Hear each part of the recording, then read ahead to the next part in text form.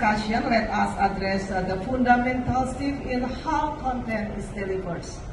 So we have rapidly moved away from the traditional model of one screen, one schedule, and today we operate a world where content is everywhere and audiences are highly fragmented. So I would like to open this floor to Azim and following by Satrio. How is Akas TV and TVRI modernizing its productions and layout workflow to ensure that one story effectively and efficiently reaches all these different platforms? Please. Thank you, Ms. So actually, Akash Digital TV is a largest pay TV operator in Bangladesh, and it started journey in 2019 with traditional DVB broadcast over satellite. But shortly we realized the trend of the industry and the change of the viewers' behavior like this. Okay, thank you, Dr. Agnes. I would like to say thank you to the moderator and also all of the panelists and all of the participants. Good morning, everyone. Morning. TVRI is a public service broadcasting funded by the government, and currently we are distributing our content over the country. We have 17,000 different islands that distributing content is a bit challenging because of the difficulties of the distribution mechanism. Currently, we are using satellite as a main distribution channel and IP for the new media and OTT. TVRI has about 10 different studios in the headquarters and about total 70 different studios in the local station, because we have 34 different local stations that each province we have at least one. And also we have tried to make sure that we are willing to have the content distributed seamlessly, because we have terrestrial and also OTT and web-based content and also social media. That is very challenging. In terms of the studio, currently we are trying to partly migrate from SDA-based network to IP-based network that we maintain. That it is not easy because all of the equipment still use the SDA.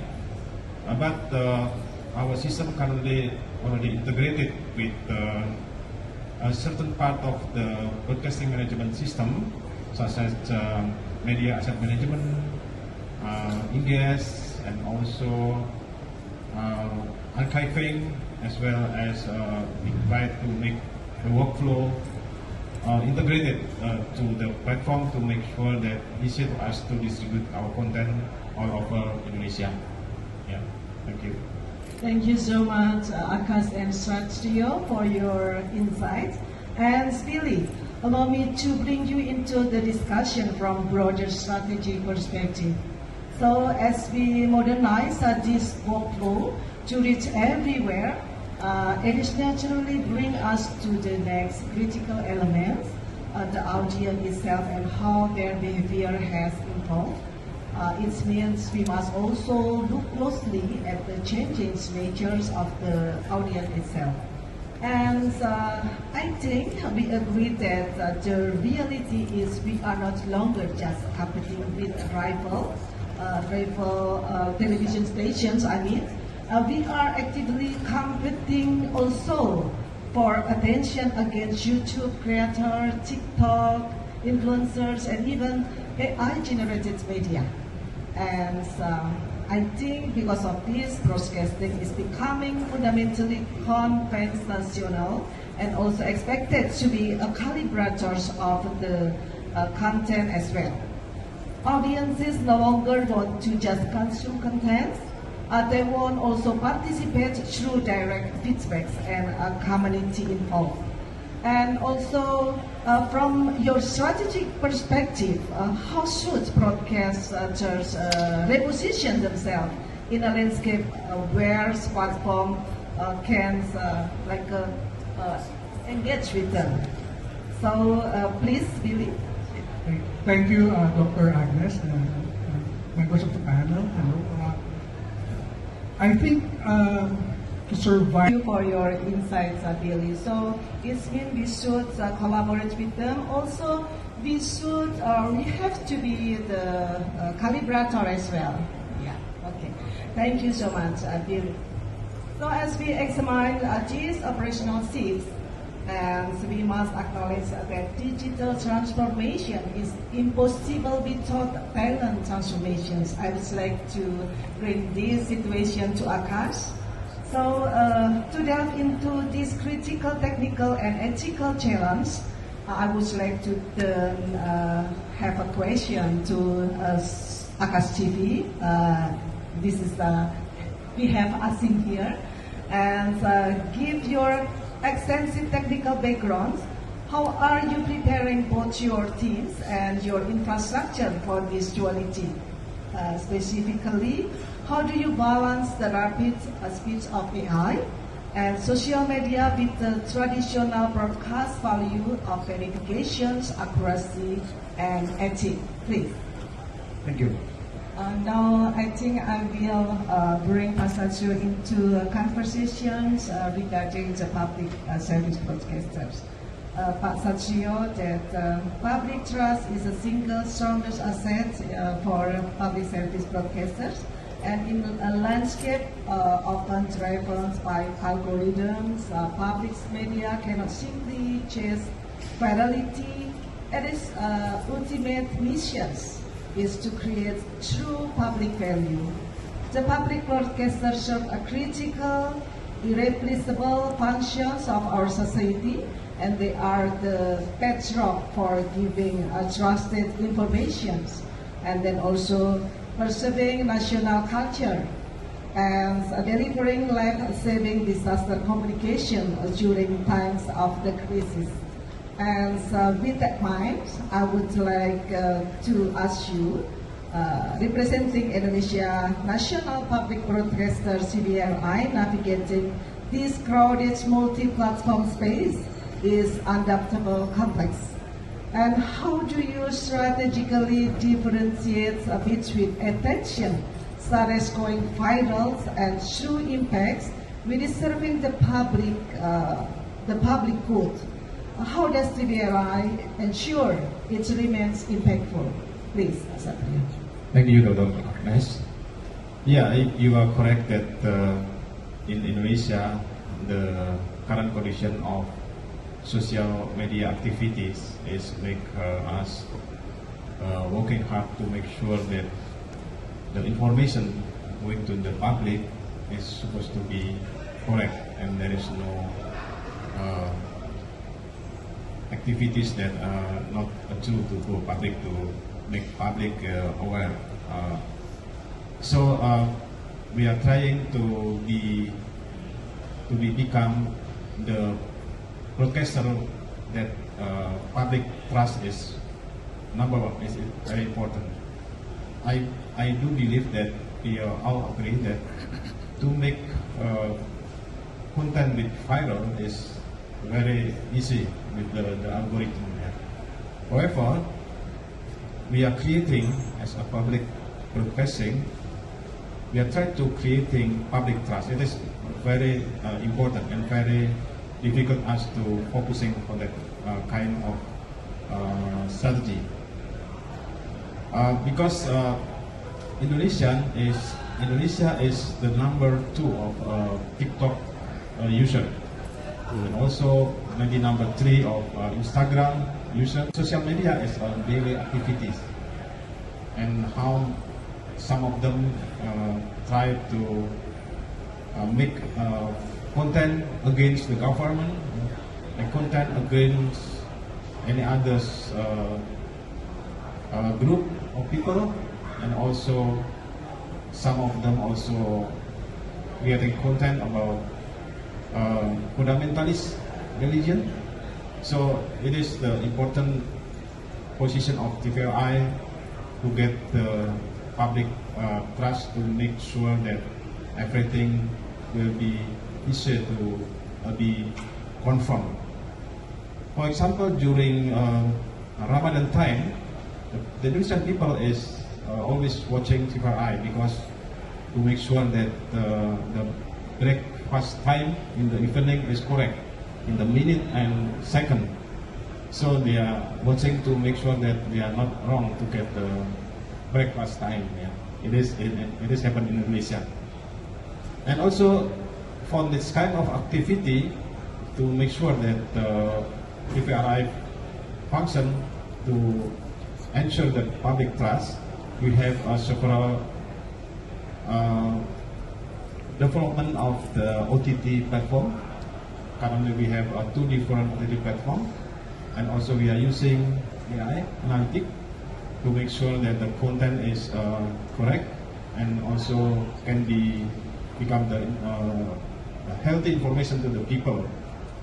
So we are managing the OTT platform and also using AI-based analytic to make sure that 34 different stations also make content with healthy content.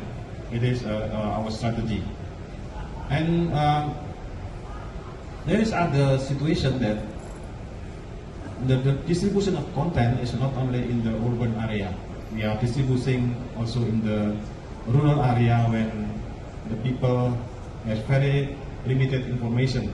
So whatever information they are getting in the first time, they are always trust. So the first information is not really correct information. So we have to become the most trusted information going to the rural areas. And also some of the rural areas is also the border with any other countries like Malaysia and Singapore. Yeah. So we are focusing in this kind of activity to make sure that TVRI with the terrestrial broadcasting and also with the OTT platform has become on the single point of public trust in Indonesia. Yeah. Thank you. Thank you so much, Pak Satrio, for sharing your insights about the public service broadcasters and what they should do. And I'd like to ask Billy. Billy, with AI taking over so many productions, panelists for sharing such profound insights of the futures of broadcast leadership in today's multi-platform environment. Now we would like to bring you to our audience. So please, if you have a question to our speakers, okay, we already got two raise hand from 1,000 audience here. Okay. Okay.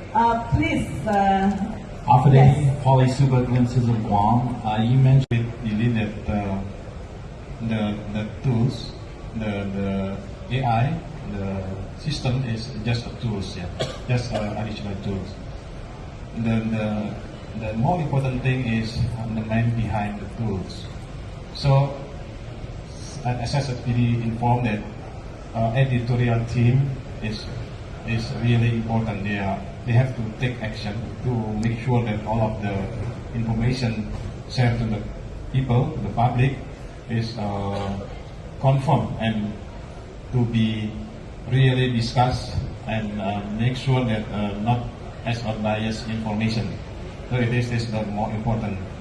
And additional tools like AI is just additional tool to make more efficient, more perform, more easy and more faster to make sure that the content is produced and distributed confirmed by the editorial board. Yeah. I think it is what we have. I'd like to add the Is still take control. Because AI is just tool, just engine, yeah, just generative language engine. So as Didi mentioned that for the public service broadcaster like TVRI, the editorial board is the most important team to make sure that content will be distributed correctly. There is no distrust information, and also we have to follow the government regulation for the journalism aspect. Yeah. So again, that human is still the control, and don't worry that AI will replacing the human, because there is many of function for AI that cannot meet with what the human does. Billy, do you have another? I visited an AI booth here, and Has the functionality to detect the video produced by AI itself. So we can use AI as to make easier to process the video, but also AI to detect the content of the video. So there is many aspects that we have to detect, like how many percent possibility of fake news, how many percent deep fake, and how many percent related to any other mainstream media. It is some of the function of the AI that we can use as analytic tools before we are distributing or publishing to the people. In Indonesia, it is very sensitive because the audience not only in the urban area that people have good education, people have global contextual to respond to the news. Yeah. In the rural area, that education is very limited and information also very limited. Sometimes the information that not correct, and for example, the information against the government is really dangerous. People can make a reaction very fast. So as a public service broadcaster, we think that it is our responsibility to minimize this kind of condition. Yeah, thank you. Okay, thank you, Pak Satria, also Azim. Azim, may I ask you about how does TVRI balance rivalry with public value in the digital era? What do you think? Yeah, the rivalry to public value is our main strategy, because the outcome of our function as a public service media or public service profession is to make sure that people is really get the right information, and it is what we are doing every day. Yeah?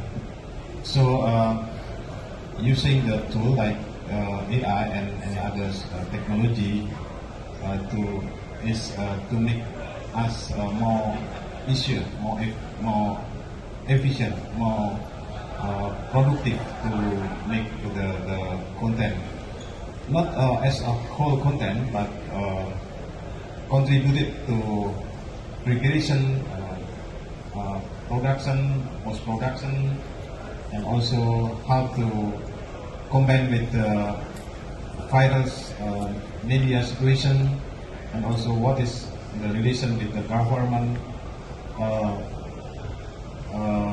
information that happen in the daily activity, and also what are integrated to the main plan of the government for the 5 years. So it is what we TVRI done, and we are using several tools, not only in the main station in the national or in the headquarters, but also in the 34 different regional stations, that we make sure that the content production is confirmed that it is not against the government regulation, and also not as deep fake or fake news. It is what we are doing right now. Thank you so much, Pak Satria, for your insight. So So today we heard clearly from our distinguished panelists here that broadcasters of the future must be digital first, audience centric, data informed, and capable of operating seamlessly. Thank you very much. I'm Agnes Irwanti. Enjoy your rest at the event. See you. See you.